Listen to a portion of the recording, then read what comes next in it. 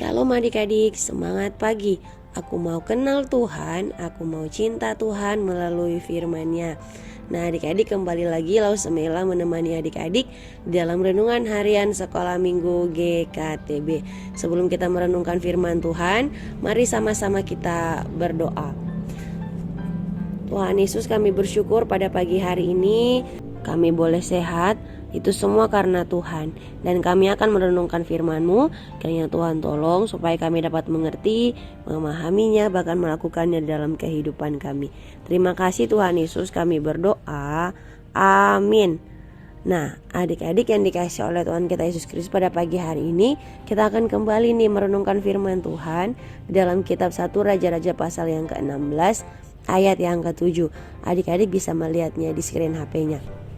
Firman Tuhan berkata, juga dengan perantaraan Nabi Yehu bin Hanani, firman Tuhan telah datang melawan Baesa dan melawan keluarganya, baik karena segala yang jahat yang telah dilakukannya di mata Tuhan, sehingga ia menimbulkan sakit hati Tuhan dengan perbuatan tangannya, dan dengan demikian menjadi sama seperti keluarga Yerobeam, maupun oleh karena ia telah membunuh Yerobeam.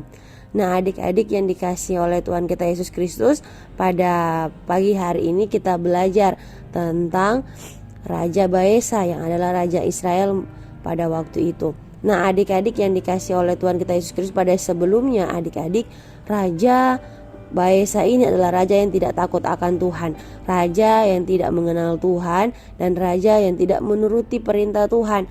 Dia adalah salah satu raja yang termasuk di dalamnya adalah raja yang beribadah kepada Allah-Allah asing. Nah adik-adik, karena perbuatan Raja Baesa sehingga orang Israel pun tetap hidup di dalam penyembahan berhala.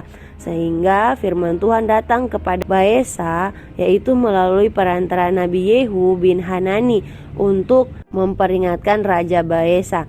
Nah adik-adik yang dikasih oleh Tuhan kita Yesus Kristus, karena Baesa ini adalah orang yang tidak takut akan Tuhan, orang yang tidak mengenal Tuhan, sehingga dia pun membunuh Yerobeam.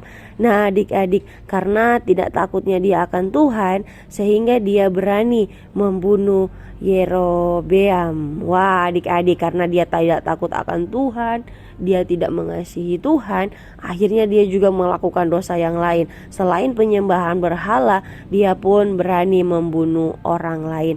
Nah adik-adik, di dalam kehidupan kita hari lepas hari pun kita belajar nih, kalau kita menjadi anak-anak yang tidak mengasihi Tuhan, anak-anak yang malas merenungkan firman Tuhan, malas untuk berdoa, nah adik-adik, ada kemungkinan kita juga akan melakukan kesalahan-kesalahan di dalam kehidupan kita hari lepas hari. Mungkin adik-adik kita akan seperti teman-teman kita lainnya yang tidak percaya kepada Tuhan Yesus. Mereka tidak takut untuk mencuri, mereka tidak takut untuk melawan orang tua, ataupun juga mereka tidak takut untuk berkelahi, ataupun yang lainnya. Nah adik-adik yang dikasihi oleh Tuhan kita Yesus Kristus, untuk itu kita terus mengasihi Tuhan, kita terus memuliakan Tuhan dalam kehidupan kita, dan jangan bosan-bosan untuk merenungkan firman Tuhan dan juga berdoa kepada Tuhan, sehingga hari lepas hari kita terus diingatkan oleh Tuhan, supaya apapun yang kita lakukan itu adalah yang berkenan di hadapan Tuhan, bukan adalah tindakan-tindakan dosa yang membuat hati Tuhan tidak senang. Demikianlah renungan kita pada pagi hari ini. Mari kita berdoa. Tuhan Yesus, kami bersyukur pada pagi hari ini Tuhan mengingatkan kami lagi untuk terus mengasihi Tuhan, untuk tidak jemu-jemu mendengarkan, untuk merenungkan firman Tuhan, dan terus berdoa kepada Tuhan.